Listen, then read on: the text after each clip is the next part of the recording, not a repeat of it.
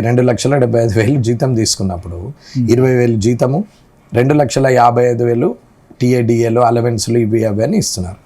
అవన్నీ బోను నాకు తెలిసి దేశంలో హైయెస్ట్ పెయిడ్ ఎందుకంటే చాలా బాగా తెలంగాణ రాష్ట్రంలో చాలా బాగా పనిచేస్తాం. ధనిక రాష్ట్రము బంగారు తెలంగాణ కాబట్టి ఇది బంగారం కాబట్టి కొంచెం రేట్ ఎక్కువనే ఉంది ఇక్కడ.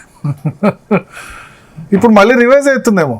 ఇది లాస్ట్ టర్మ్ లో కేసీఆర్ ఇచ్చింది, ఈ టర్మ్ లో మళ్ళీ ఇప్పుడు ఈ 2,75,000 కూడా రివైజ్ అవుతుంది. రివైజ్ చేసే పరిస్థితులు ఎవరు ఉండరు. ఒకసారి పెరిగిన దాన్ని దించడం అనేది ఎవరి తరము కాదండి. ఏదైనా ఇంకా పెంచుతారంటారా? నేను అన్నది ఇంకా పెరిగితే ఇంకా దాన్ని ఏం చేయలేని పరిస్థితి. ఇప్పటికే అవకాశం ఇచ్చిన ప్రజలకు ఏం చేయాలి, ఎంత జీతం అనేది ముఖ్యం కన్నా ఎన్ని గంటలు ప్రజా సమస్యల మీద మాట్లాడగలిగినాం, మాట్లాడిన సమయము ఎంతవరకు ఉపయోగపడింది, ఎన్ని సమస్యలకు పరిష్కారం దొరికింది అనేది. మీరు ఎమ్మెల్యే అయిన తర్వాత 3 సెషన్స్ అయినాయి కదా. డిసెంబర్లో ఒక సెషన్, ఫిబ్రవరిలో ఇప్పుడు ఒకటి. ఈ 3 సెషన్స్లో నిర్మాణాత్మక చర్చలు జరిగింది, ప్రజల సమస్యలు గురించి చర్చ జరిగింది చాలా తక్కువ అంటారు. తక్కువ ఏంటంటే అసలు ఉంటే కదా. ఏ సమస్య మీద మాట్లాడారు ఒకసారి చెప్పండి. ఈ 9 రోజులు తీసుకుందాం. ఈ 9 రోజులు ఏ సమస్య మీద మాట్లాడారు? ఫస్ట్ సంతాప తీర్మానం అయిపోయింది. రెండవ రోజు బడ్జెట్ ప్రవేశం అయిపోయింది. మూడవ రోజు బడ్జెట్ మీద ప్రసంగం అయిపోయింది.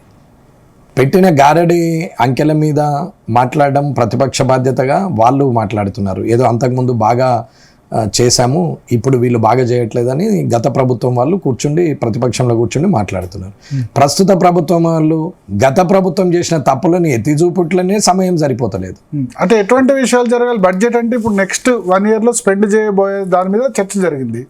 అది ప్రజల సంబంధించిన ఇష్యూ కదా. అది ప్రజలకు అర్థమయ్యేటట్టు ఉందా?